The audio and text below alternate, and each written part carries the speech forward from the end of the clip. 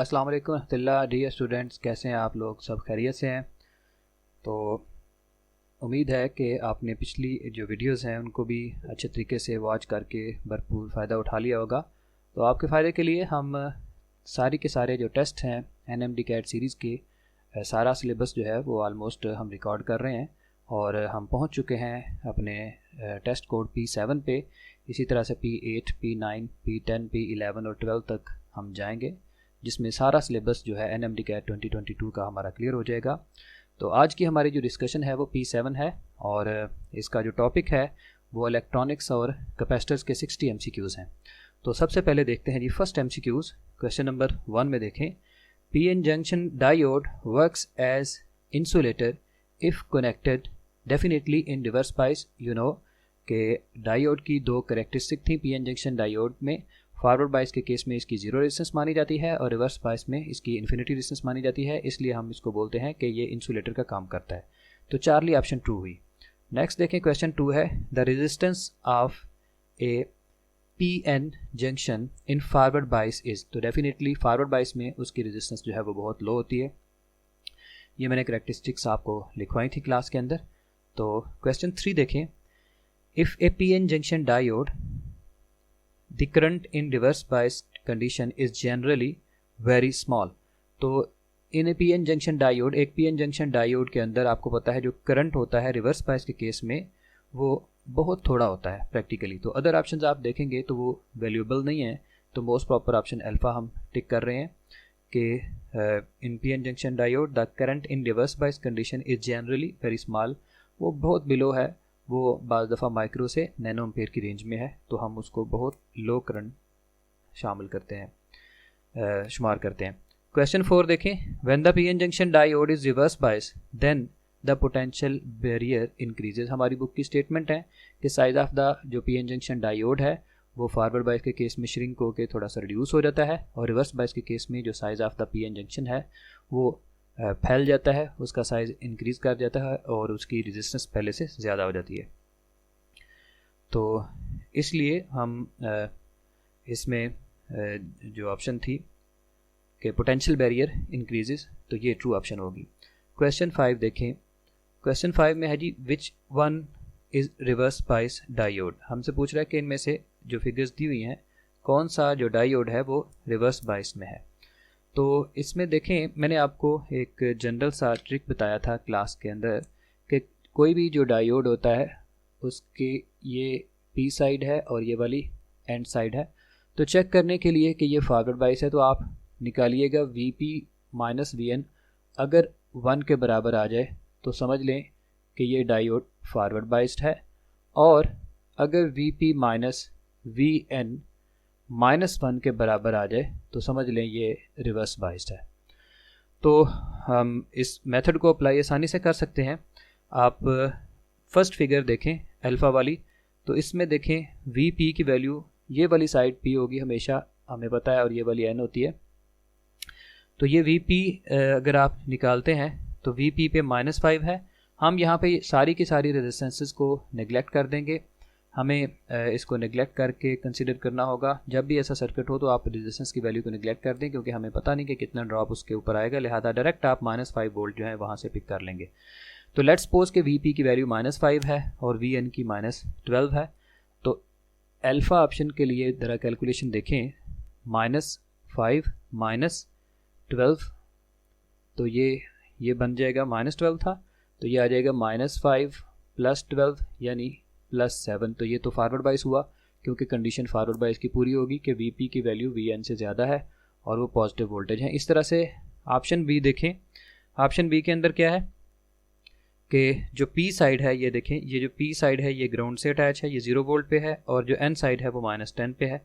तो फिर दोबारा VP माइनस VN करते हैं, तो VP माइनस VN यहाँ पे आएगा 0 -10, तो ये दोबारा 10 के बराबर आ गया, यानी 1 से वैल्यू +1 से ज़्यादा है। चार्ली ऑप्शन देखें, चार्ली ऑप्शन पे हमारे पास VP की जो वैल्यू है वो 0 पे है, क्योंकि P साइड डायरेक्टली ग्राउंडेड है और जो N साइड है वो +5 वोल्ट से अटैच है। तो इसलिए अगर आप लिखते हैं इसको तो आ जाएगा 0 -5 = -5। ये देखिए -1 से बड़ी है, ये कंडीशन आप समझ लें कि अगर -1 के बराबर हो या फिर ये वैल्यू -1 से बड़ी हो तो इस केस में डायोड जो है वो रिवर्स बाइस होगा। और अगर इसी तरह से अगर Vp माइनस Vn की वैल्यू जो है वो 1 के बराबर या इससे ज़्यादा हो तो फिर वो फॉरवर्ड बाइस होगा। तो इसलिए चार्ली ऑप्शन ट्रू थी। हमारी कंडीशन को देखें तो ये -5 वोल्ट के बराबर आ रहा है, तो ये रिवर्स बाइस है। इसी तरह से आप डेल्टा ऑप्शन भी चेक कर सकते थे। 10 - 5 करेंगे तो +5 आंसर आएगा, जो कि मोर देन +1 है, तो इसलिए फॉरवर्ड बाइस होगा। तो बाकी सारे अल्फ़ा, बीटा और डेल्टा सब जो हैं ये फॉरवर्ड बाइस हैं, सिर्फ चार्ली ऑप्शन रिवर्स बाइस थी, तो इसलिए हमने चार्ली ऑप्शन को टिक किया। क्वेश्चन 6 देखें, out of the following the forward बाइस डायोड इज। तो वही प्रिंसिपल यहाँ पे दोबारा आप इसको यूज़ करें जो मैंने अभी बात आपको बताई है कि Vp माइनस Vn की वैल्यू +1 से ज़्यादा या फिर उसके बराबर है तो वो फॉरवर्ड बाइस है। तो हम अगर बीटा ऑप्शन को देखते हैं तो इसमें आएगा 0 -2। तो ये देखें, ये Vp था और ये क्या था, Vn। दोनों की वैल्यू हम यहाँ पे लिख रहे हैं, तो ये +2 वोल्ट के बराबर आ रहा है। तो Vp माइनस Vn मैंने बोला था अगर आपको इसकी वैल्यू मोर देन +1 हो तो वो फॉरवर्ड बाइस होगा, इसलिए बीटा ऑप्शन ठीक है। क्वेश्चन 7 देखें, on increasing the reverse bias to a large value in a P N junction diode the current. तो अगर हम इन रिवर्स बाइस वोल्टेज जो है उसकी वैल्यू बढ़ाते ही चले जाएं तो आपको पता है कि हमारे पास एक रीजन आता है जिसको ब्रेकडाउन रीजन बोलते हैं, जहाँ पे पीएन जंक्शन डायोड जो है उसका जो जंक्शन है वो ब्रेक हो जाता है। और वजह क्या होती है कि एकदम जो है वो करंट की वैल्यू एक सर्ज जाती है, तो और high value of current flow करना शुरू कर देता है। माइनॉरिटी चार्ज कैरियर्स मल्टीप्लाई होते हैं, बॉन्ड्स टूटते हैं, जिसकी वजह से large amount of current produce होती है और उस करंट को हम बोलते हैं इंक्रीजेज सडनली। तो अचानक वो करंट जो है वो एकदम उसकी वैल्यू जो है वो इंक्रीज हो जाती है, तो वो एक लार्ज और इंक्रीज्ड वैल्यू होती है करंट की। तो इसलिए हमने चार्ली ऑप्शन को ट्रू किया। हमारी बुक की स्टेटमेंट है, इसको आप पढ़ भी सकते हैं। क्वेश्चन 8 देखें, a PN junction diode can not be used. एक पीएन जंक्शन डायोड को आप यूज़ नहीं कर सकते फॉर इंक्रीजिंग द एम्पलीट्यूड, यानी हम उसको एक एम्पलीफायर के तौर पे इस्तेमाल नहीं कर सकते। आपको पता है कि पीएन जंक्शन डायोड जो है उसको आप रेक्टिफायर के तौर पे तो यूज़ कर सकते हैं, लेकिन एम्पलीफायर के तौर पे यूज़ नहीं कर सकते। इंक्रीजिंग एम्पलीट्यूड का मतलब है कि we are using the diode as an amplifier. Sorry, तो नेक्स्ट क्वेश्चन देखें बेटे, PN junction, question number 9, practically dash current flows in a reverse bias PN junction. तो फ्यू मिली एम्पेयर, ये वाली ऑप्शन जो है ये आपको कंफ्यूज कर सकती थी। तो एक्चुअली बेटे फ्यू मिली एम्पेयर भी हम कंसीडर नहीं कर सकते, क्योंकि मिली एम्पेयर के अंदर भी रिवर्स बायस में करंट नहीं होता, बल्कि वो नैनो या फिर माइक्रो एम्पेयर्स में चला जाता है। इसकी बजाय अगर ऑप्शन नैनो एम्पेयर की होती तो हम उसको कंसीडर कर सकते थे, या मिली अपना माइक्रो एम्पेयर की होती तो वो भी कंसीडर हो सकती थी, लेकिन यहाँ पे नो करंट फ्लो की बेटर ऑप्शन आएगी अल्फा वाली। क्वेश्चन 10 देखें, हाँ अगर आइडियली देखा जाता, आइडियली फिर हम नो जो है वो ऑप्शन लगाएंगे। अगर प्रैक्टिकली था तो फिर यहाँ पे नो ऑप्शन ज़्यादा सूट बन रही है चार्ली के मुकाबले में, लेकिन अगर आइडियल हो तो फिर हम बेशक नैनो भी लिखा हो तो हम उसको नो ही टिक करते हैं। क्वेश्चन 10 देखें, N N type semiconductor is made by doping silicon crystal with. तो बेटे देखें, इंडियम, एल्यूमिनियम, ये दोनों ऑप्शन जो हैं ये थर्ड ग्रुप से ताल्लुक़ रखती हैं। इससे हमारे पास पी टाइप जो मटेरियल है उनकी फैब्रिकेशन होती है, तो इसलिए आर्सेनिक का ताल्लुक़ जो है वो फिफ्थ ग्रुप से है।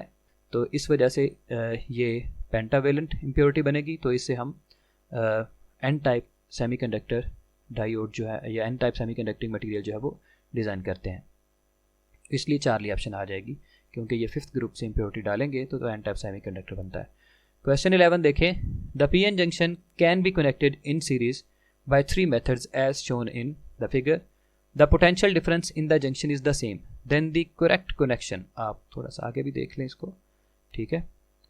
ये स्टेटमेंट थी कि the P N junction can be connected in series. मैं दोबारा स्टेटमेंट पढ़ रहा हूँ, by 3 methods as shown in the figure given below.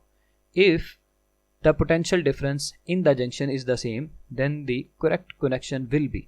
तो करेक्ट कनेक्शन जो है वो कौन सा होगा, इसमें फिगर 1 है, 2 है और 3 है। तो हमें उसने कंडीशन बोली है, ये कंडीशन है जिसके ऊपर हमें फोकस करना है। वो कंडीशन क्या है कि potential difference in the junction is the same. तो देखें, ये हमारे पास जो है पीएन जंक्शन डायोड है, ये हमने पॉजिटिव टाइप उसकी पी से अटैच की है। इधर से हमने ये जो डायोड है फिगर 1 में, इसकी पी साइड हमने नेगेटिव टर्मिनल से अटैच की हुई है। तो ये रिवर्स बाइस है और ये फॉरवर्ड बाइस है। इसके ऊपर पोटेंशियल डिफरेंस की वैल्यू बहुत स्मॉल होगी और इसके ऊपर बहुत लार्ज होगी, तो दोनों पे सेम पोटेंशियल तो नहीं आएगा ना। ठीक है, उसने बोला है कि ऐसी फिगर तलाश करें जिसके अंदर दोनों डायोड्स पे सेम पोटेंशियल हो। तो वो क्वेश्चन 2 जो फिगर 2 है उसमें ये दोनों फॉरवर्ड बाइस हैं, तो ये इसके ऊपर भी 0.7 वोल्ट का ड्रॉप आ सकता है, इसके ऊपर 0.7, तो सेम पोटेंशियल ड्रॉप होगा। इस पर भी जो है ये दोनों रिवर्स बाइस हैं, तो इसके ऊपर भी आप कह सकते हैं कि सेम पोटेंशियल ड्रॉप होगा। तो 2 और 3 दोनों ऑप्शंस हो सकते थे। आमतौर पे ये रिवर्स बाइस की कंडीशन जो है ये चूँकि प्रैक्टिकली कोई करंट इसमें या आइडियली कोई करंट नहीं फ्लो करता है, इसमें पोटेंशियल ड्रॉप 0 रहता है, ये ज़्यादा सूटेबल थी। तो क्वेश्चन 2 भी ज़्यादा हॉट फेवरेट जो है वो ऑप्शन 2 थी, यानी फिगर 2।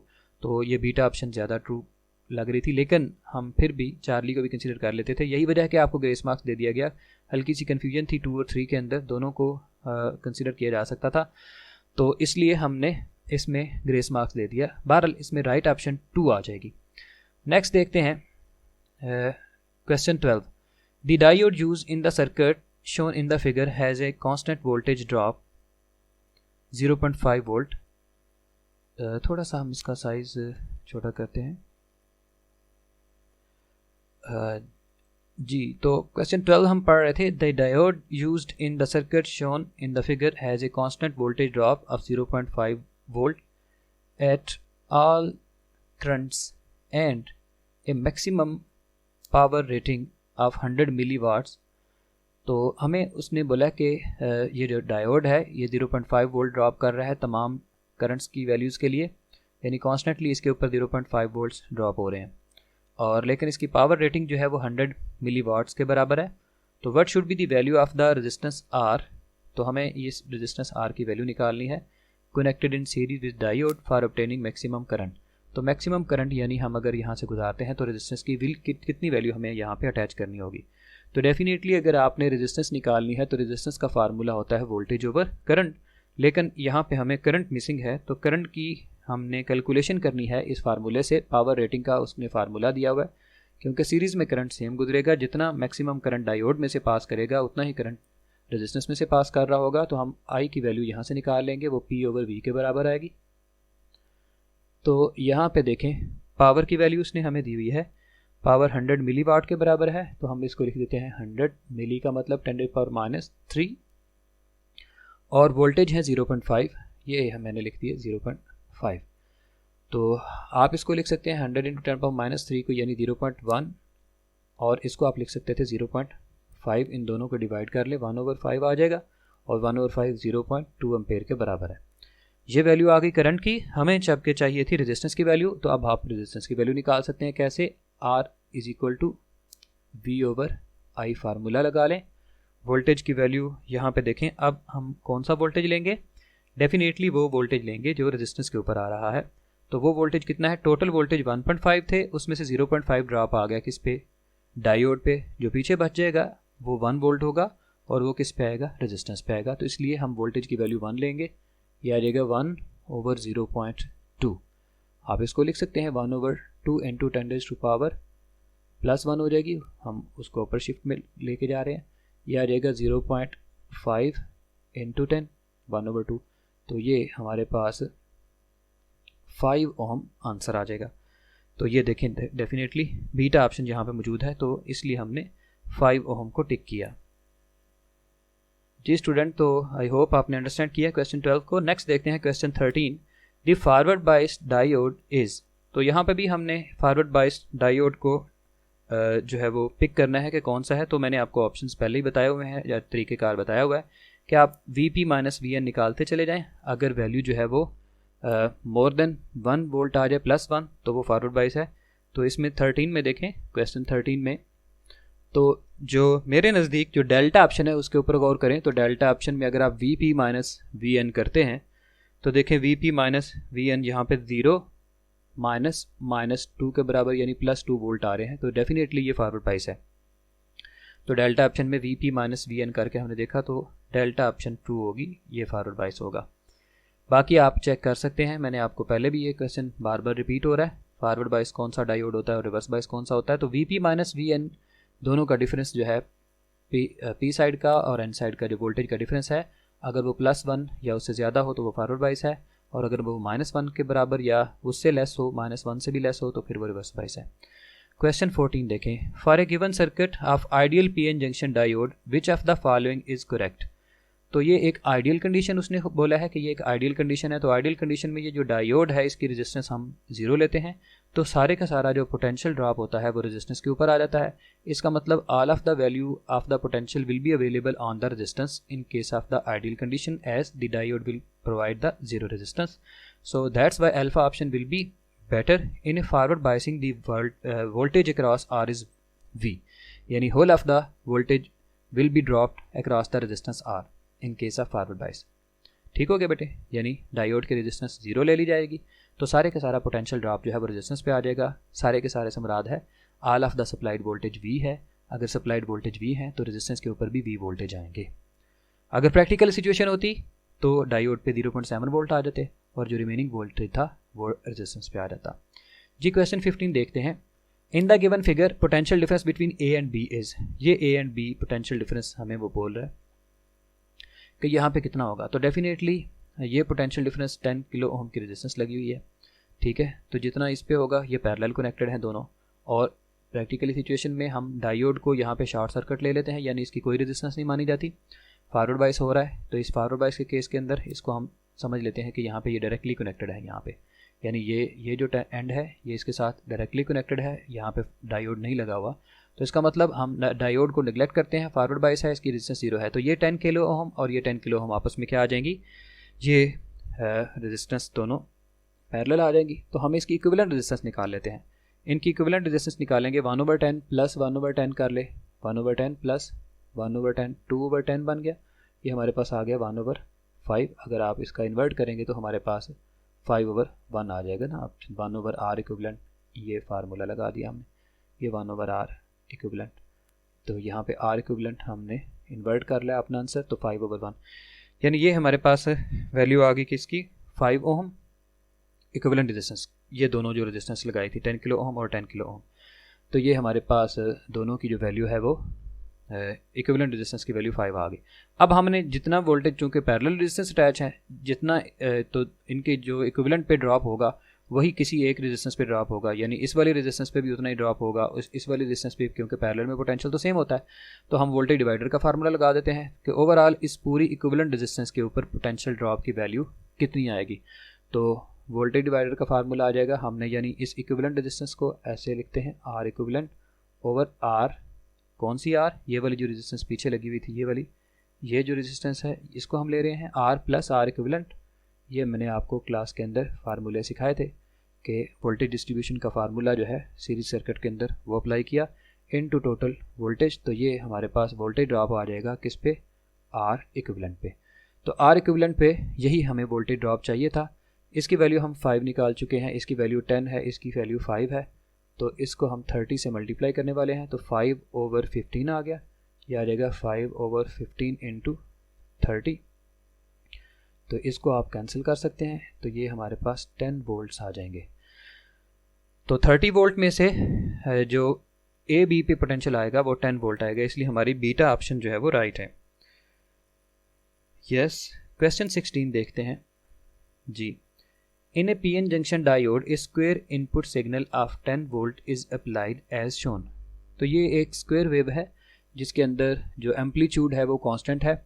तो इसको आप यूं ही कंसिडर कर सकते हैं कि एक दफ़ा ये स्क्वायर वेव जो है इसमें +5 वोल्ट आ रहे हैं इस तरह से, फिर इसमें -5 आ रहे हैं, ठीक है, ऐसे कि ये एक वेव आ रही है। तो ये इसकी ये उसने ग्राउंड वोल्टेज शो किया हुआ है, ठीक है। डेफिनेटली यहाँ पे फिर दोबारा -5 होंगे और यहाँ पे +5 होंगे। तो ये वाली इसकी जो हमें फिगर में नज़र आ रहा है ये वाला पोर्शन इसका, तो इसी से अंदाज़ा लगाएंगे हमें। तो आउटपुट पे हमें यहाँ पे क्या मिल जाएगा, डेफिनेटली जब ये वाला पोर्शन आएगा तो डायोड फॉरवर्ड बायस होगा क्योंकि पी साइड इसकी पॉजिटिव साइड पे अटैच हो जाएगी। तो इस तरह से हमारे पास आउटपुट के ऊपर जो आएगी वैल्यू, यानी ये सर्किट था, तो इस आउटपुट के ऊपर हमें फॉरवर्ड बायस के केस के अंदर ये +5 वोल्ट मिल जाएंगे। लेकिन जैसे ही ये वाला पोर्शन आएगा तो करंट जो है वो डायरेक्शन रिवर्स करता है अपनी, तो इसलिए हम उसकी रिवर्स बायस के स्टेटस में ले जाएंगे उसको। जिस तरह से आम हम लेते हैं ना, ये आम ये पॉजिटिव हाफ साइकिल होता है, ये नेगेटिव हाफ साइकिल, इसका भी ये पॉजिटिव हाफ साइकिल मान लें, ये नेगेटिव। तो नेगेटिव हाफ साइकिल के लिए या नेगेटिव स्क्वायर वेव के लिए ये डायोड जो है ये कंडक्ट नहीं करेगा, ये रिवर्स बायस रहेगा, जिसकी वजह से हमें आउटपुट पे कुछ भी नहीं मिलेगा। तो हमें इस तरह की स्क्वायर वेव मिलेगी, यानी 0 से लेकर +5 वोल्ट तक उसके वैल्यूज़ आएंगी। तो इसलिए हम अल्फ़ा ऑप्शन को राइट मानते हैं यहाँ पे जी। नेक्स्ट देखें, which of the following, question 17 की बात कर रहे हैं, विच of the following is forward bias. Forward bias कौन सा है, फिर वही ऑप्शन है, मतलब वही मेथड है जो हम पीछे यूज़ कर चुके हैं बार बार। और वो मेथड क्या था कि आपने VP माइनस VN की वैल्यू निकालनी है। VP माइनस VN जब करेंगे, अगर वैल्यू आपकी मोर देन वैल्यू 1 आती है, ठीक है, तो उसको हम फॉरवर्ड बायस का नाम देंगे। तो इसमें देखें हमारे पास which of the following is forward biased. तो अगर आप बाकी वैल्यूज़ निकालते हैं अल्फ़ा और बीटा को, ठीक है, तो उसमें तो क्लियरली लेस देन -1 वैल्यू जा रही है। ओके हो गया, आप ट्राई करके देख लें, यानी -5 करेंगे तो ये -10 आ जाएगा, ये रिवर्स बायस हो गया। 0 -2 करेंगे, ये -2 वोल्ट हो गया, ये भी रिवर्स हो गया। लेकिन इसको जब आप करेंगे -1, चार्ली ऑप्शन को -1 -1.5, तो ये हमारे पास आ जाएगा +1.5 -1 +1.5, तो ये 0.5 वोल्ट आ रहा है। अब आप देखें ये जो वोल्टेज हैं ये हैं पॉजिटिव, तो ये फॉरवर्ड बायस्ड की कंडीशन को पूरा करेंगे, क्योंकि हम आम तौर पे कहते हैं कि VP की वैल्यू अगर VN से ज़्यादा हो जनरली, ठीक है, तो उसको हम फॉरवर्ड बायस का नाम दे देते हैं, ठीक है। तो ये VP की वैल्यू VN से ज़्यादा है, ये फॉरवर्ड बायस कहलाएगा। लेकिन आपने जो पीछे पड़ी थी कंडीशन कि VP माइनस VN का जो डिफरेंस है वो +1 या इससे ग्रेटर होना चाहिए, तो उसके मुताबिक ये कंडक्ट नहीं कर सकता, क्योंकि कंडक्शन के लिए आपको पता है इसका जो डिफरेंस है वो 0.7 वोल्ट से प्रैक्टिकली ज़्यादा होना चाहिए। तो मैंने तो आपको सिर्फ समझाने के लिए सर्किट्स में VP माइनस VN की जो वैल्यू है उसको 1 के बराबर ले लिया था। तो बहरहाल इसमें हम बोलेंगे, क्योंकि उसने खाली फॉरवर्ड बायस की ऑप्शन पूछी थी, तो हम चार्ली लगा सकते हैं कि it is following the condition of the forward bias, but these voltage of the forward bias are insufficient for the conduction of current। तो ये करंट को कंडक्ट नहीं करा सकते, क्योंकि वैल्यू जो है वो 0.5 वोल्ट से 0.5 वोल्ट जो है वो लेस वैल्यू है, 0.7 वोल्ट से ज़्यादा होनी चाहिए, यानी 1 वोल्ट के पास होनी चाहिए। तो इसलिए फॉरवर्ड बायस की अगर खाली कंडीशन पूछते हैं तो हम चार्ली को राइट मानते हैं यहाँ पे। क्वेश्चन 18 देखें, the current I through 10 ohm resistor in the given circuit is. तो ये 10 ओम रेजिस्टेंस ये वाला लगा हुआ है, ये देखें ये वाला लगा हुआ है। ये D2 जो है ये रिवर्स बायस में है, क्योंकि P साइड इसकी जो है N साइड है, ये देखें +2 के साथ अटैच है, तो ये रिवर्स बायस है। तो इसका मतलब ये वाला जो सर्किट है, ये वाला, ये इतना सर्किट, ये शॉर्ट सर्किट होगा, क्योंकि रिवर्स बायस के केस में इसमें से कोई करंट फ्लो नहीं करेगा। तो करंट का एक ही रास्ता बन रहा है कि करंट यहाँ से आएगा, यहाँ तक आएगा और यहाँ से इधर आ जाएगा। तो इसका मतलब हमें सिर्फ इन कंपोनेंट्स को कंसिडर करना है, ये वाले कंपोनेंट सारे सीरीज़ में हैं। तो ये D1 जो है ये फॉरवर्ड बायस है, इसलिए इसको भी हम नेगलेक्ट कर देंगे, इसकी रेजिस्टेंस 0 मानी जाएगी। इसका मतलब सिर्फ 2 रेजिस्टेंस लगी हुई है, एक 15 ओम और एक 10 ओम। तो इन दोनों पे हमें वोल्टेज की वैल्यू निकालनी है, हमें करंट निकालना है टोटल। तो हम इन दोनों को सीरीज़ में मान लेते हैं। तो टोटल करंट हमारा आ जाएगा I = V/R। टोटल रेजिस्टेंस यहाँ पे I, चलें हम इसको इक्विवेलेंट का नाम दे देते हैं, क्योंकि दोनों को ऐड करके निकालेंगे। एक रेजिस्टेंस ये 10 की है और एक 15 की है, तो दोनों को ऐड कर दें, ये आ जाएगा 15 + 10। और वोल्टेज की वैल्यू, टोटल वोल्टेज कितना है, 2 वोल्ट है। तो ये देखें बेटे, हमारे पास आंसर आ जाएगा 2/25। 2/25 को सॉल्व कर लें तो हमारे पास 0.08 या फिर 80 मिली एम्पेयर के बराबर ऑप्शन आएगी। आप इसको फर्दर सॉल्व कर लीजिएगा, ठीक है। तो 80 मिली एम्पेयर डेफिनेटली ये ऑप्शन मौजूद है, डेल्टा ऑप्शन आ जाएगी। क्वेश्चन 19 देखें, एज्यूमिंग द डायोड्स टू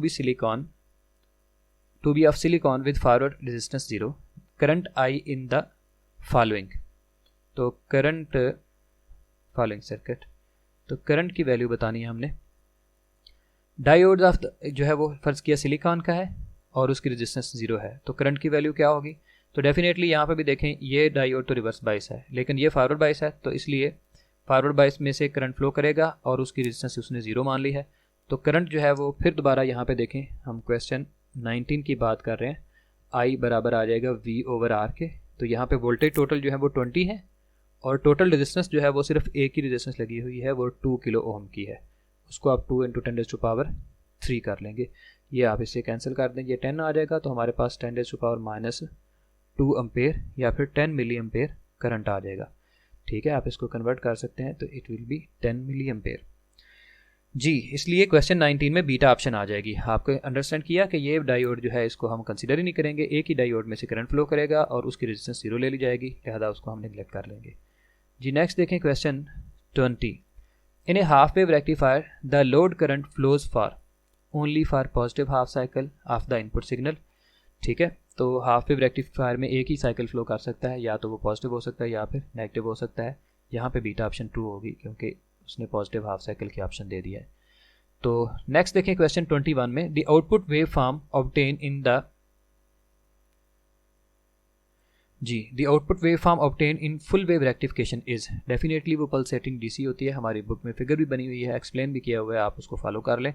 तो अल्फा ऑप्शन राइट होगी। क्वेश्चन 22 देखें, which of the following halves can be conducted in half wave rectification through diode.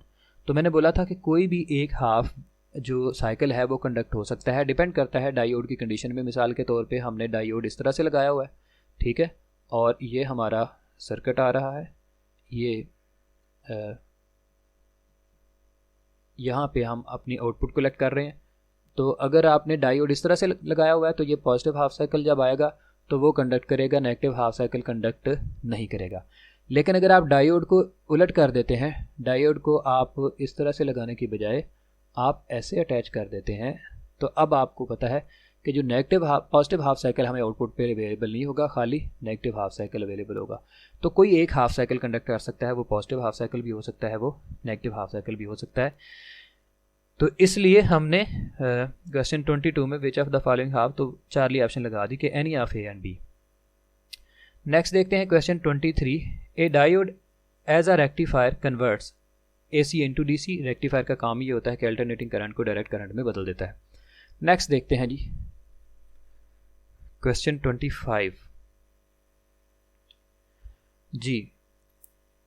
In the given diagram जी बेटे, तो हम देख रहे थे क्वेश्चन 25, देखें क्वेश्चन की स्टेटमेंट है जी, in the given diagram the input is across the terminal A and C and output is across B and D, then the output is। तो क्वेश्चन की स्टेटमेंट हमने देखी है कि हमें जो इनपुट है वो कह रहा है कि आप उसको अप्लाई करें A एंड C पे।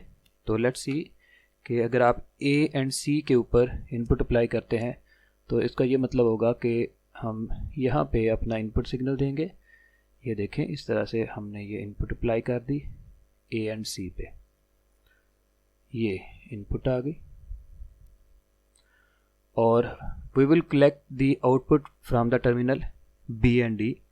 तो यहाँ पे हम आउटपुट ले रहे हैं, ये देखिएगा यहाँ पे ये कनेक्टेड नहीं है, ये रेजिस्टेंस लगा दी हमने और ये अटैच कर दी B और D पे।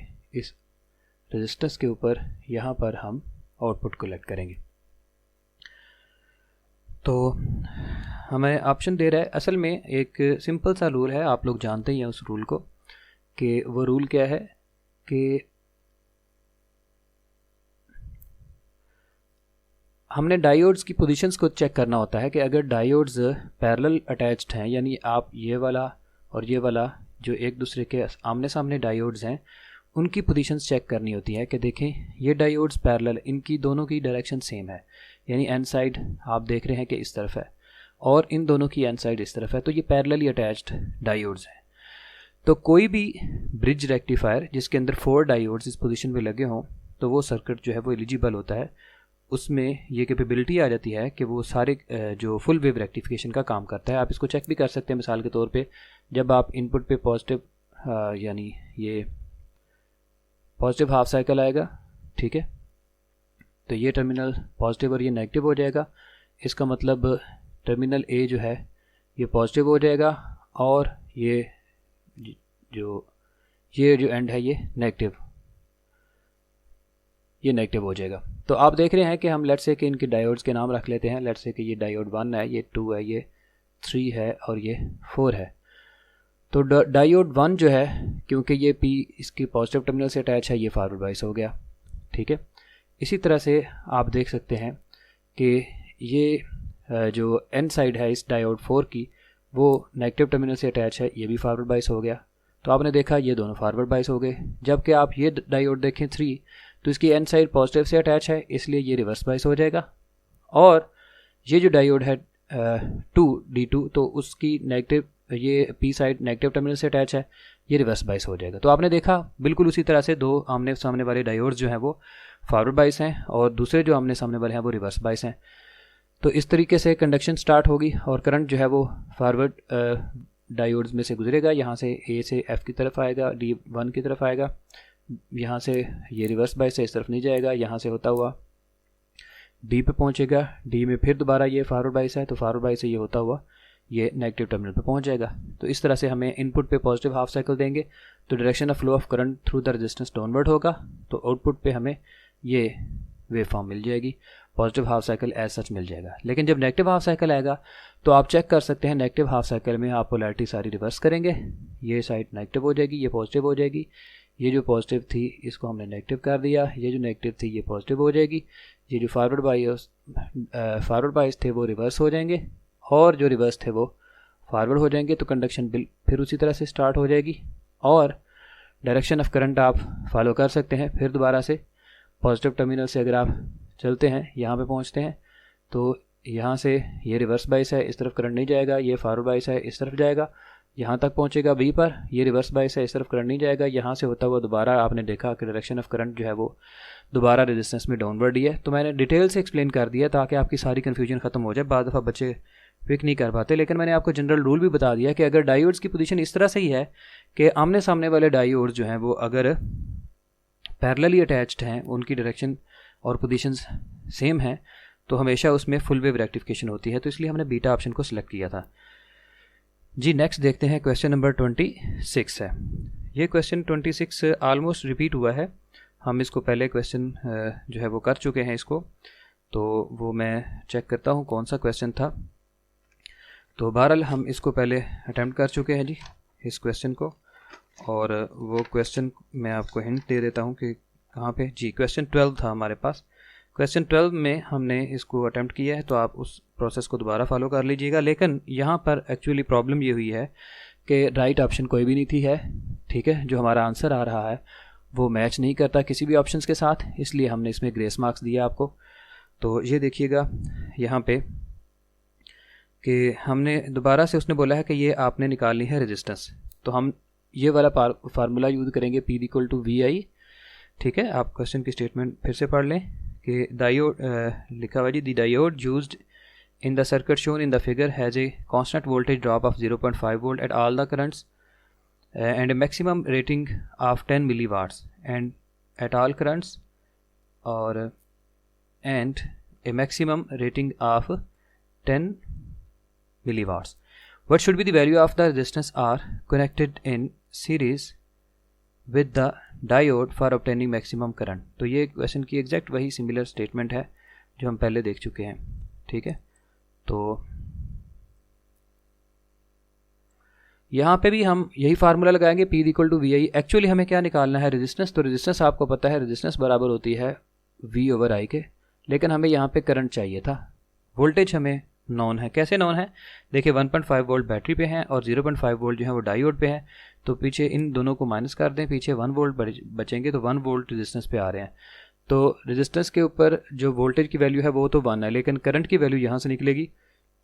कैसे निकालेंगे, हम इनको डिवाइड कर देते हैं। ये आ जाएगा P/I = I। तो ये देखिएगा हमारे पास करंट आ गया।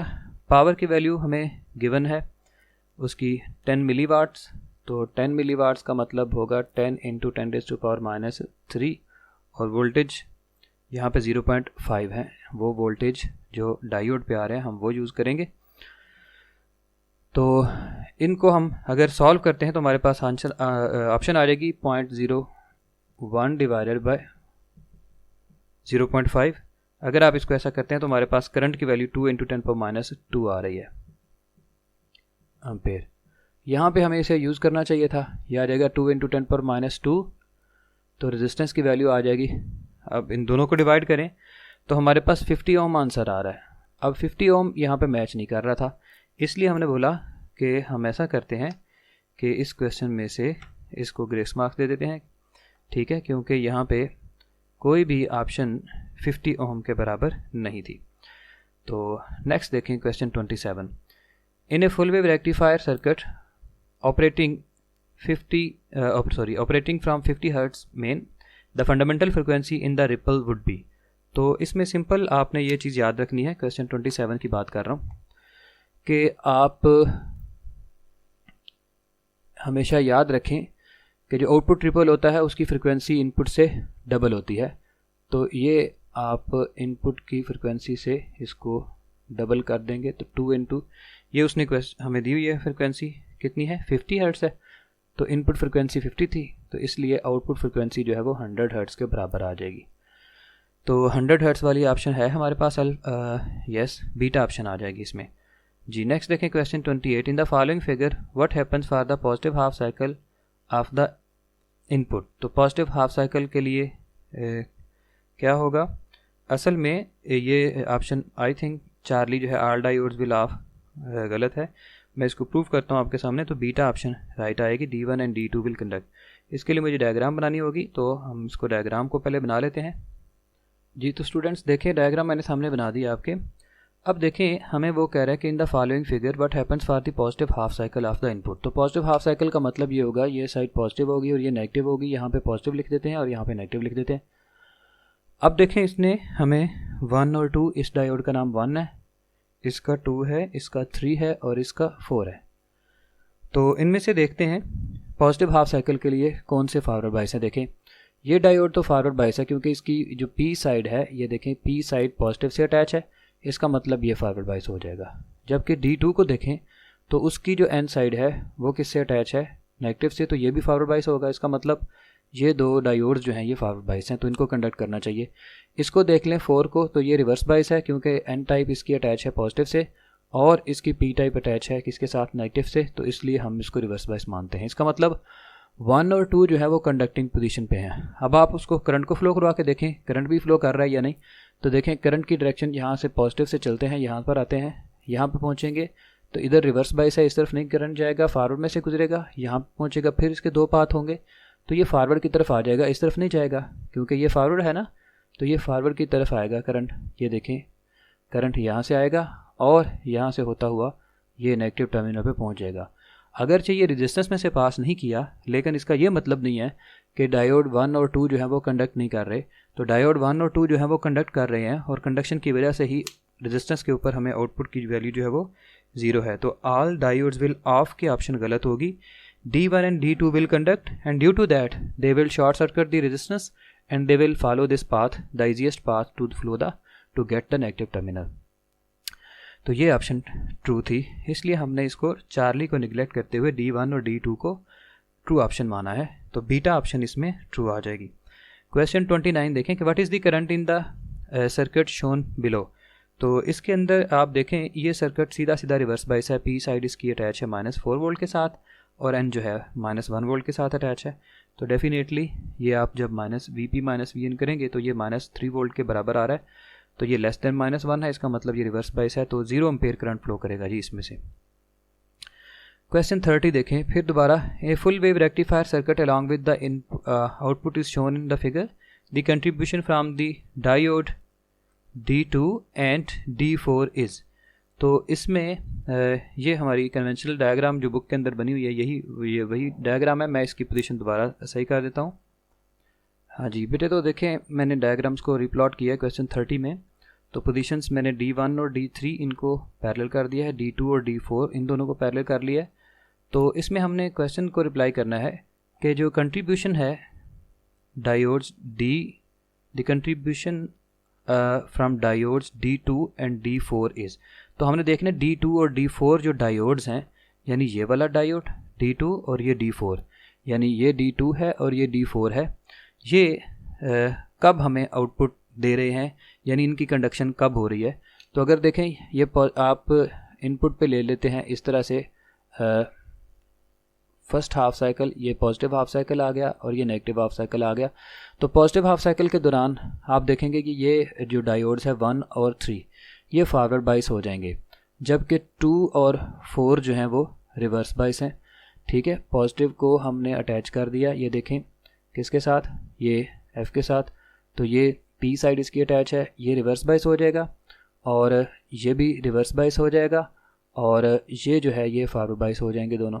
ये तो ये दोनों फॉरवर्ड बाइस हो गए 1 और 3। तो इसका मतलब 1 और 3 पॉजिटिव हाफ साइकिल के लिए कंडक्ट करते हैं, जबकि उसने बोला है कि D2 और D4 कब कंडक्ट करेंगे। तो D2 और D4 जब नेगेटिव हाफ साइकिल आएगा तो पोलैरिटी रिवर्स हो जाएगी, ये साइड नेगेटिव हो जाएगी, ये पॉजिटिव हो जाएगी। तो इसका मतलब ये नेगेटिव और ये पॉजिटिव कर दें तो अब ये रिवर्स बाइस हो गए, ये वाले डायोड्स रिवर्स बाइस कर दें और इन डायोड्स को फॉरवर्ड बाइस कर दें। तो अब आपने देखा कि इन्होंने कंडक्शन शुरू कर दी। ठीक है, इसके कॉरस्पॉन्ड जो आउटपुट पे हमारे पास वैल्यू आ रही थी वो ये थी, और नेगेटिव हाफ साइकिल जब आया तो उसके कॉरस्पॉन्ड जो हमारे पास आउटपुट पे वैल्यू आएगी वो ये वैल्यू होगी नेगेटिव हाफ साइकिल के दौरान। और नेगेटिव हाफ साइकिल के दौरान कौन से डायोड कंडक्ट किए, ये D2 और ये D4 कंडक्ट किए। इसका मतलब D2 और D4 की जो कंट्रीब्यूशन है वो इस साइकिल के लिए है, बीटा साइकिल के लिए। इसी तरह से फिर चार्ली साइकिल आ जाएगा पॉजिटिव हाफ साइकिल का, और नेगेटिव साइकिल जब आएगा तो उसके कॉरस्पॉन्ड फिर हमें दोबारा D2 और D4। तो यानी ये A B C D अगर आप लिखते हैं तो ये पॉजिटिव हाफ साइकिल की जो आउटपुट है उसकी वजह से आया, और पॉजिटिव हाफ साइकिल का जो इनपुट था उसकी वजह से जो आउटपुट आई है ये वो है जब D1 और D3 कंडक्ट कर रहे थे। और ये जो बीटा है ये D2 और D4 की कंडक्शन की वजह से है, ये फिर दोबारा पॉजिटिव हाफ साइकिल की वजह से है आउटपुट, और ये नेगेटिव हाफ साइकिल की। तो इसलिए हम चार्ली ऑप्शन लगाएंगे कि बीटा और डेल्टा जो है वो कंट्रीब्यूशन है किसकी, कौन से डायोड्स की, D2 और D4 की, क्योंकि वो नेगेटिव हाफ साइकिल के लिए कंडक्ट करते हैं। तो इस तरह से हमने इसको भी डिटेल से एक्सप्लेन कर दिया है। नेक्स्ट देखते हैं, क्वेश्चन 31 है, a device which converts an alternating current to a direct current is called rectifier. ये रेक्टिफायर की बेटी डेफिनेशन थी, इसलिए चार्ली ऑप्शन आ गई। क्वेश्चन 32 देखें, in a half wave rectifier the load current flows for only for positive half cycle of the input signal. यानी half wave rectifier के दौरान जो लोड करंट है वो सिर्फ पॉजिटिव हाफ साइकिल के दौरान ही फ्लो करता है। क्वेश्चन ये रिपीट हो गया है, वैसे किसी भी एक हाफ साइकिल के लिए वो कंडक्ट कर सकता है। ठीक है, वो चाहे पॉजिटिव हो या चाहे नेगेटिव, लेकिन बाकी ऑप्शन कोई भी ठीक नहीं थी, इसलिए हमने बीटा ऑप्शन को सही किया।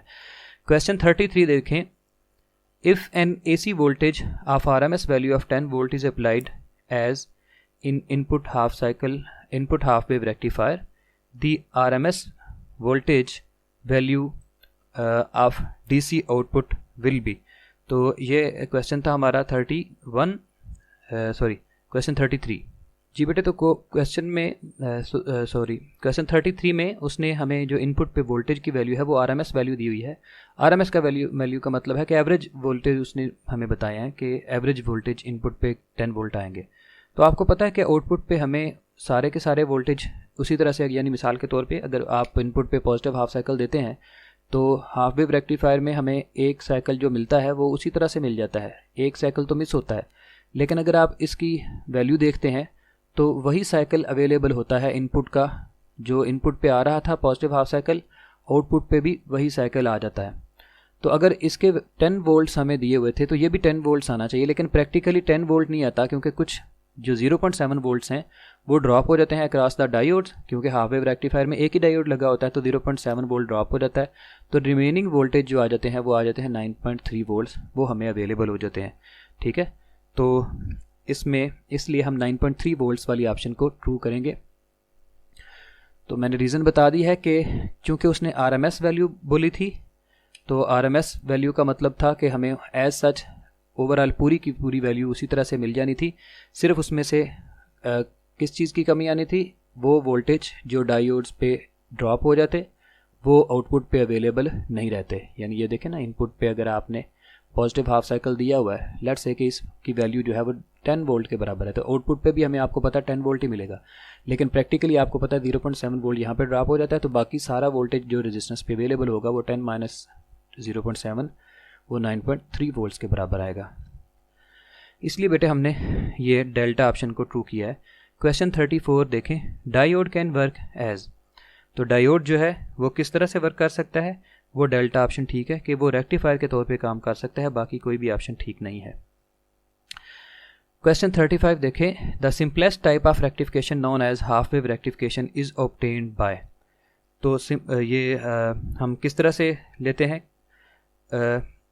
फुल वेव रेक्टिफिकेशन में, the simplest type of rectification known as half wave rectification. Half wave rectification हम कैसे ऑब्टेन कर रहे होते हैं, suppressing half wave of AC supply by using diode, यानी चार्ली ऑप्शन अगर आप देखते हैं ये वाली, ठीक है, तो आप एक डायोड यूज़ करते हैं इस तरह से, तो उसको सप्रेस करते हैं इनपुट को थ्रू द डायोड, तो आउटपुट जो वैल्यू आती है वो हाफ वेव रेक्टिफिकेशन कहलाती है। तो ये सर्किट आपके सामने है, तो इस तरह से हम इसको यूज़ करते हैं। क्वेश्चन 35 में हाफ वेव रेक्टिफिकेशन किस तरह से की जाती है उसका आंसर था चार्ली ऑप्शन, इसमें बेटे ट्रू आ जाएगी क्वेश्चन 35 में। 36 देखें, इन full wave rectification the output DC voltage across the load is obtained for the complete cycle of the input AC, यानी दोनों दफ़ा हमें आउटपुट मिलती है, ये आपको पता ही है, इनपुट पॉजिटिव हाफ साइकिल के लिए भी और नेगेटिव हाफ साइकिल के लिए भी, इसलिए चार्ली ऑप्शन ठीक है। क्वेश्चन 37 देखें, द डिवाइस और circuit use for conversion DC into AC is called, यानी डीसी को एसी में बदलने वाली डिवाइस को ऑसिलेटर कहते हैं और एसी को डीसी में बदलने वाली डिवाइस को हम रेक्टिफायर कहते हैं और प्रोसेस को रेक्टिफिकेशन कहते हैं, लिहाजा ऑसिलेटर बेस्ट ऑप्शन आएगी, ठीक है, बाकी कोई ऑप्शन ट्रू नहीं है। तो oscillator is the circuit which convert DC into AC. Question 38 देखें, अ PN junction D shown in the figure can act as a rectifier. An alternating current source V is connected in circuit. The output current in the circuit is represented by. तो बेटे देखें हमें different उसने option दी है, तो इसमें हमने option 1 को ट्रू माना है क्योंकि ये सीधा सीधा ये वाला सर्किट है और ये सर्किट आपको नज़र आ रहा है कि ये हाफ वेव रेक्टिफिकेशन का सर्किट है, ठीक है, इसलिए इसको हम हाफ वेव रेक्टिफिकेशन की तौर पे लेंगे और हमें सिर्फ एक साइकिल की इनपुट आएगी, यहाँ पे पॉजिटिव हाफ साइकिल की आएगी, ये वाला साइकिल हमें आउटपुट पे अवेलेबल हो जाएगा क्योंकि इनपुट पे तो आप ओवरऑल सारी इनपुट दे रहे हैं ना, तो आउटपुट पे आपको सिर्फ पॉजिटिव हाफ साइकिल अवेलेबल होगा, ठीक हो गया। नेक्स्ट देखते हैं question 39, for the input signal shown the output signal at the resistance R will look B.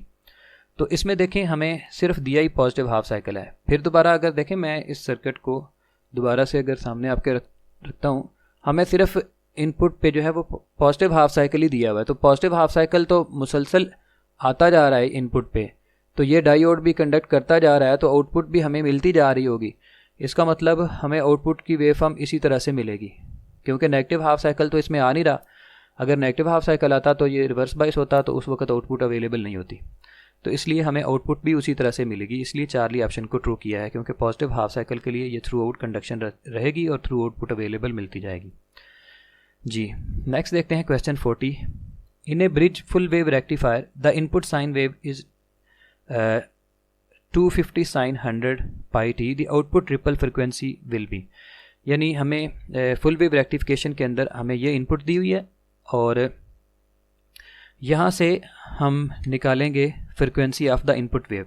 हमें पता है कि आउटपुट रिपल की जो फ्रिक्वेंसी होती है वो 2 टाइम ज़्यादा होती है इनपुट के मुकाबले में, यानी इनपुट की जो फ्रिक्वेंसी आ रही है, तो इनपुट की फ्रिक्वेंसी ये हमें इस फार्मूले से निकल आएगी।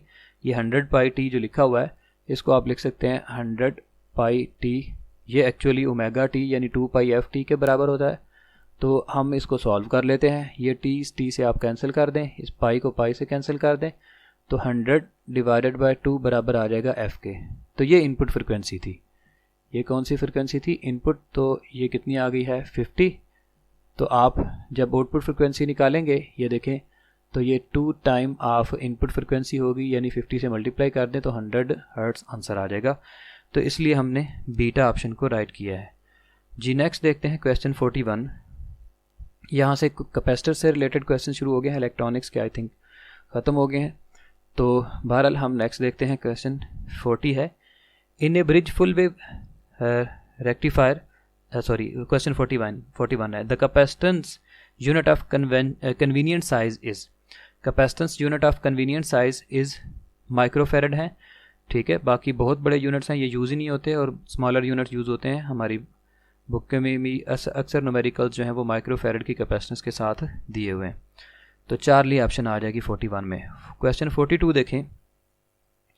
हाँ जी, क्वेश्चन 42 की स्टेटमेंट है, a parallel plate capacitor of capacitance, यहाँ पे टाइपिंग मिस्टेक है कि सर्टन माइक्रोफेरेड कह सकते हैं, इज़ चार्ज टू 500 वोल्ट।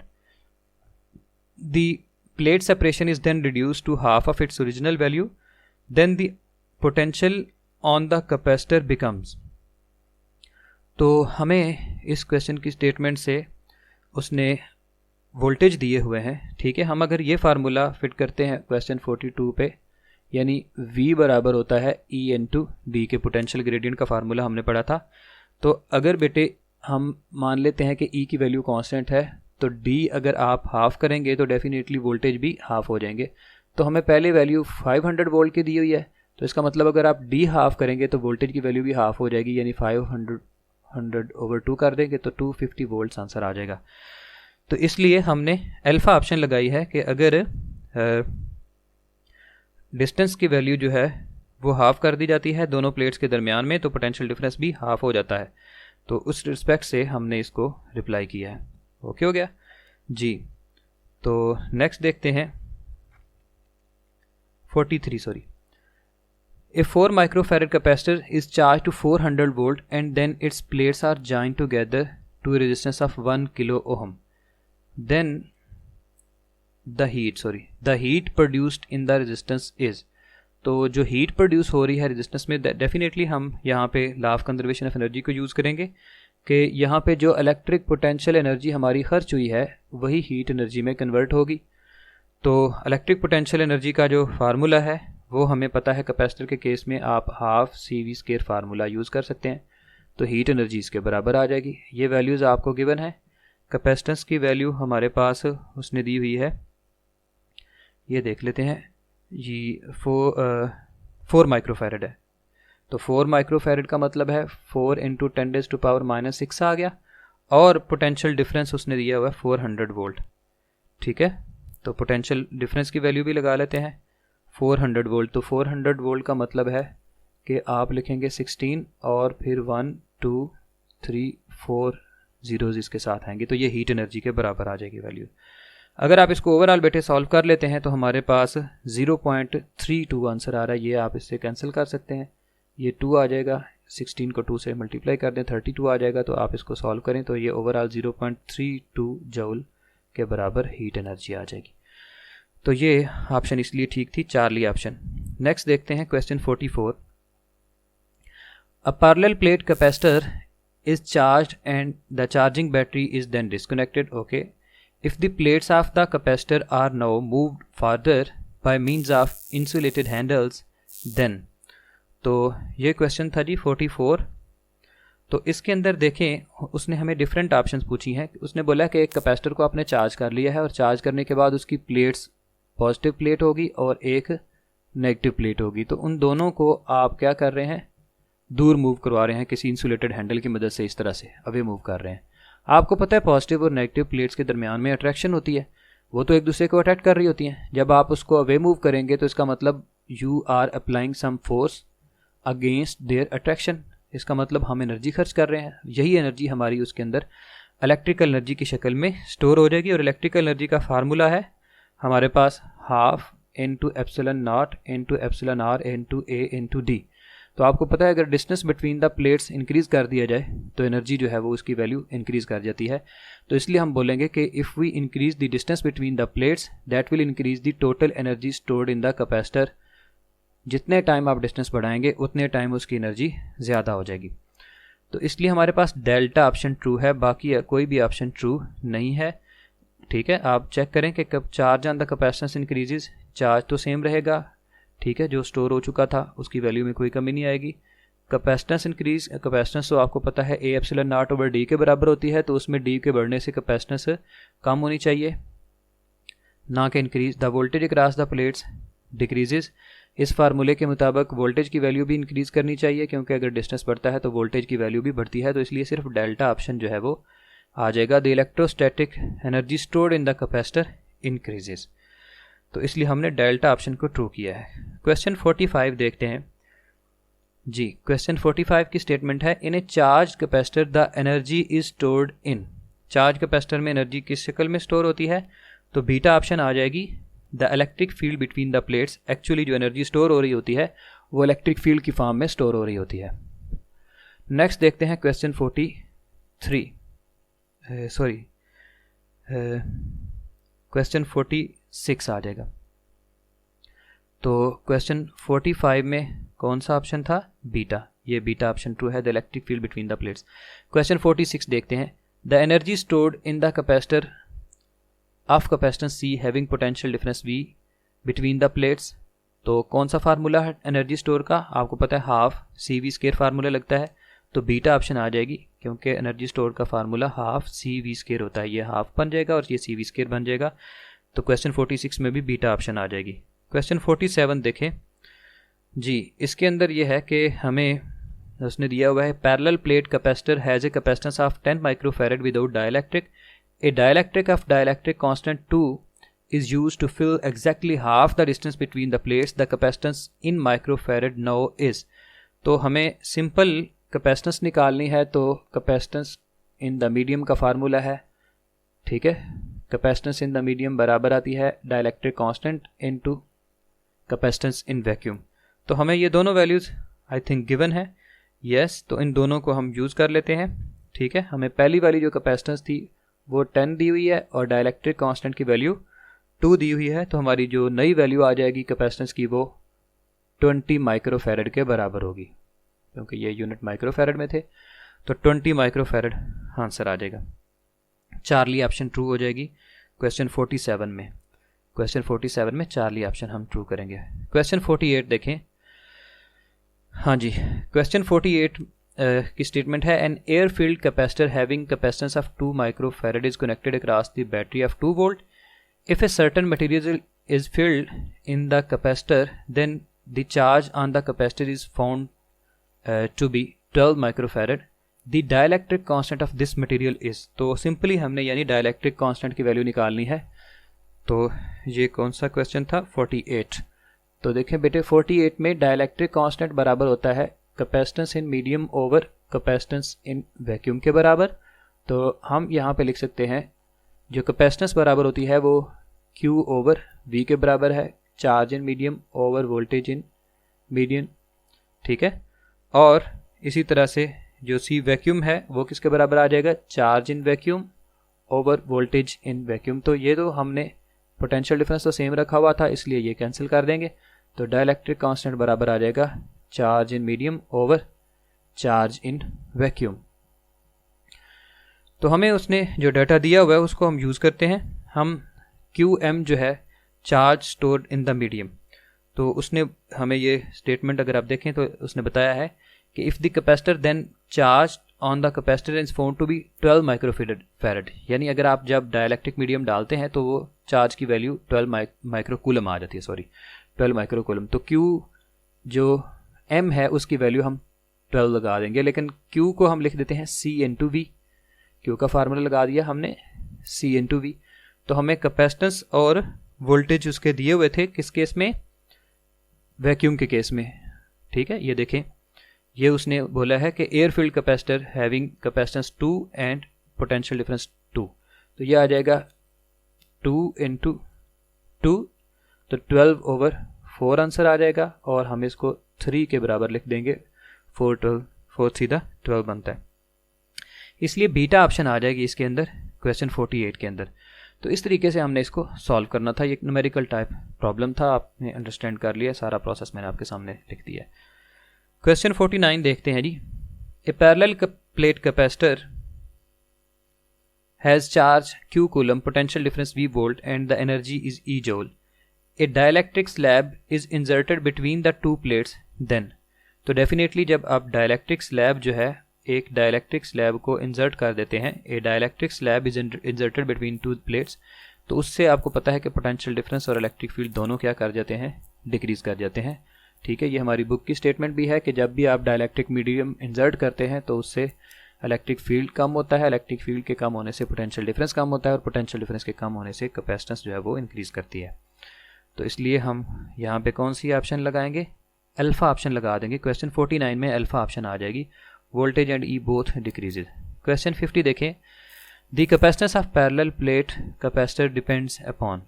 तो कैपेसिटेंस का फार्मूला है, कैपेसिटेंस का formula A epsilon naught into epsilon R over D है।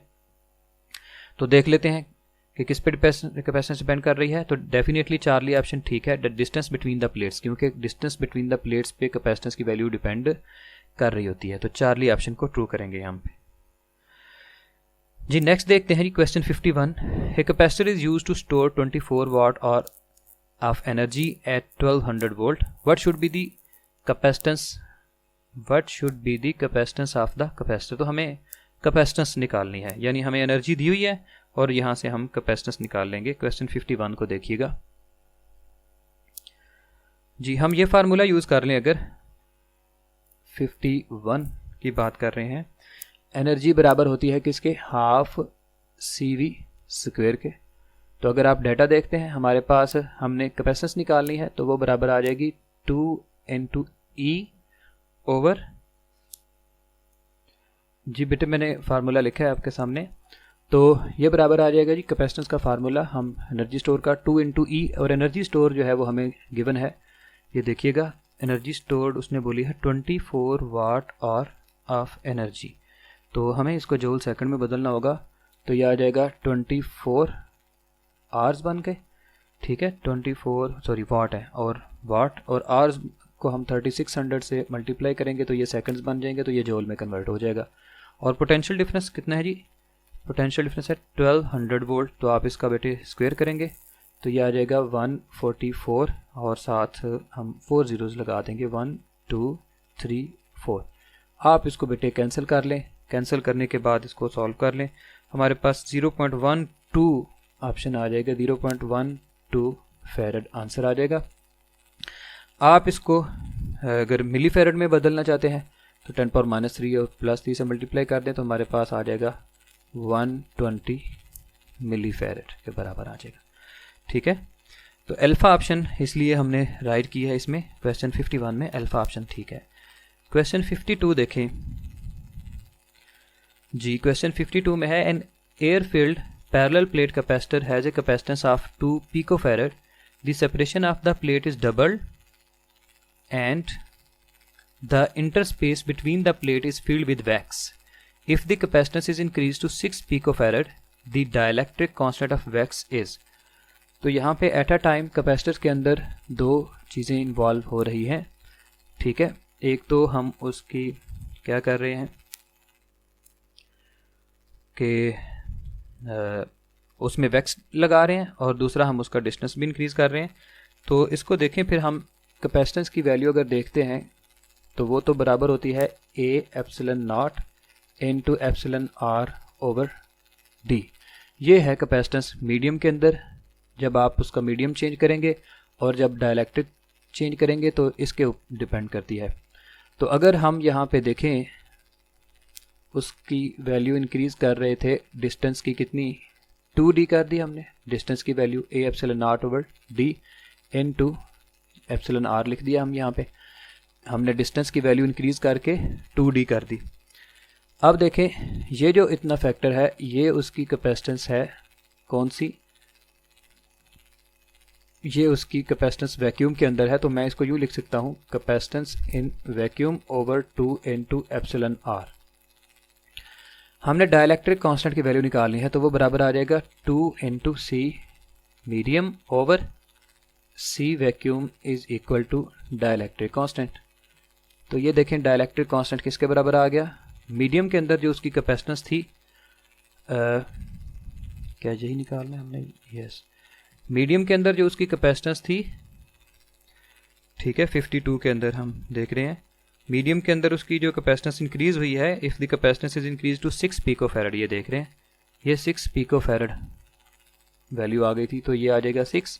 और पहले जो वैक्यूम के अंदर कैपेसिटेंस थी उसकी वो 2 थी, तो यहाँ पे हम लगा देंगे 2, यहाँ पे 6 लगा दिया, यहाँ पे 2 लगा दिया, तो 2 2 से कैंसिल हो जाएगा, तो हमारे पास आंसर आ जाएगा 6।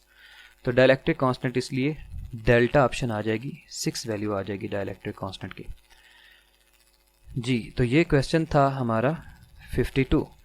तो 52 के अंदर जो ऑप्शन आई है वो है 6 यानी डेल्टा।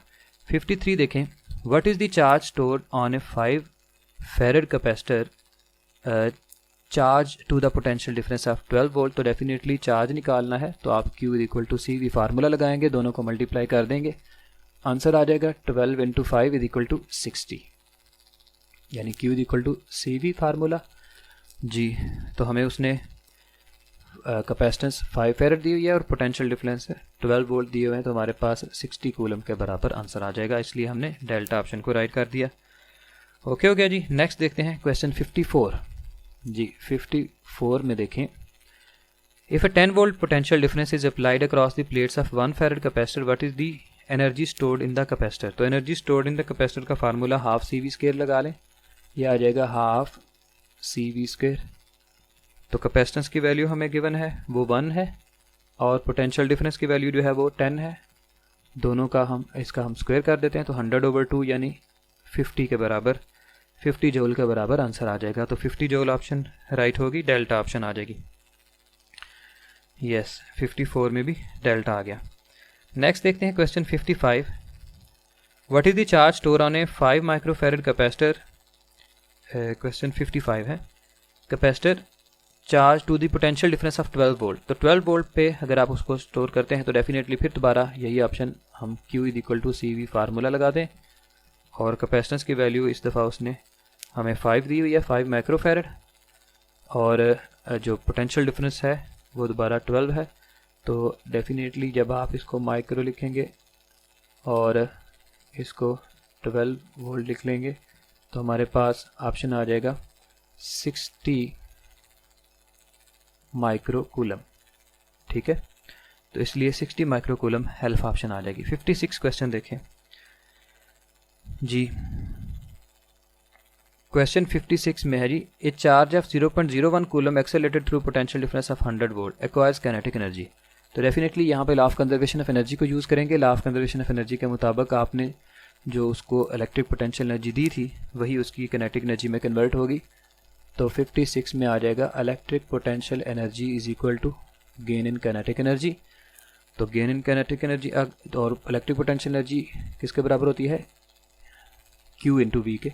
तो ये काइनेटिक एनर्जी आ जाएगी Q इंटू वी के, और चार्ज की वैल्यू 0.01 और पोटेंशियल डिफरेंस की वैल्यू 1000, तो हमारे पास काइनेटिक एनर्जी आ जाएगी 10 जूल के बराबर। दोनों को सॉल्व कर लें, तो इसलिए क्वेश्चन 56 के अंदर अल्फ़ा ऑप्शन आ जाएगी। 56 में 10 जूल आंसर आ जाएगा, अल्फ़ा ऑप्शन जी। नेक्स्ट देखते हैं जी क्वेश्चन 57। ए चार्ज कैपेसिटर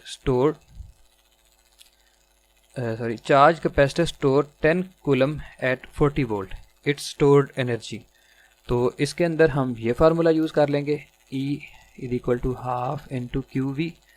इस फार्मूले से देखें चार्ज की वैल्यू हमारे पास गिवन है, उसने दी हुई है 10, और पोटेंशियल डिफरेंस की वैल्यू 40 है।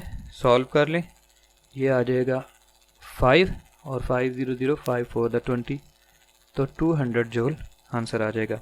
इसलिए क्वेश्चन 57 में, ये 57 था, 57 में डेल्टा ऑप्शन ट्रू है। नेक्स्ट देखते हैं जी क्वेश्चन।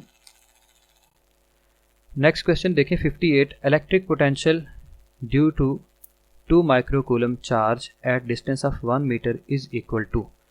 तो इसमें हमें एक्चुअली ये फार्मूला यूज़ करना था, क्योंकि ये जो चार्ज है ये एक पॉइंट चार्ज की तरह बिहेव करेगा। Electric potential due to 1 charge लिखा हुआ है ना, तो इसलिए हम ये फार्मूला यूज़ करेंगे पॉइंट चार्ज वाला, K into Q over R। तो यह आ जाएगा 9 इंटू 10⁻⁹, और चार्ज की वैल्यू है 2 माइक्रो कूलम, तो यह आ जाएगा 2 इंटू 10⁻⁻⁶, और डिस्टेंस की वैल्यू 1 है, तो इसको बेटे सॉल्व कर लेते हैं। ये हमारे पास आ जाएगा 9 टू द 18 इंटू 10⁻⁹ -6। 9 - 6 का मतलब 3, यानी 18 इंटू 10⁻³ लिख सकते हैं, या फिर आप इसको 1.8 इंटू 10⁻4 लिख सकते हैं। डेफिनेटली एक पावर इंक्रीज़ हो जाएगी, ठीक है। तो इसलिए हम चार्ली ऑप्शन लगा रहे हैं यहाँ पे। चार्ली ऑप्शन 1.8 इंटू 10⁻4 वोल्ट आ जाएगी। क्वेश्चन 59 देखें, expression for energy stored in the capacitor is, तो वो फार्मूला सिंपल है, हाफ CV² फार्मूला आ जाएगा। क्वेश्चन 60 देखें, the electrostatic energy of parallel plate capacitor is, तो ये हाफ Q/C फार्मूला भी बनता है। सॉरी, इसमें कोई राइट ऑप्शन नहीं बन रही थी, क्योंकि हाफ Q²/C फार्मूला ठीक था। कौन सा? हाफ Q² आना चाहिए था, हाफ Q²/C, इसलिए हम डेल्टा ऑप्शन को राइट मानेंगे, ठीक है। बाकी कोई ऑप्शन भी ठीक नहीं है, या तो हाफ Q भी होता, ठीक है, या फिर हाफ CV² होता, या फिर हाफ Q²/C होता। तो डेल्टा ऑप्शन राइट मानी गई है इसमें, ना कि बीटा। तो क्वेश्चन 60 में डेल्टा ऑप्शन आ जाएगी। आई होप आप इंशाल्लाह इस टेस्ट डिस्कशन को भी यूज़फुल करेंगे और इससे काफ़ी फ़ायदा उठाएंगे। अल्लाह ताला हमारे पे रहम फरमाए और हम कामयाब हों। सुबहानक अल्लाहुम्मा व बिहम्दिका अशहदु अल्ला इलाहा इल्ला अंता अस्तगफिरुका व अतूबु इलैक।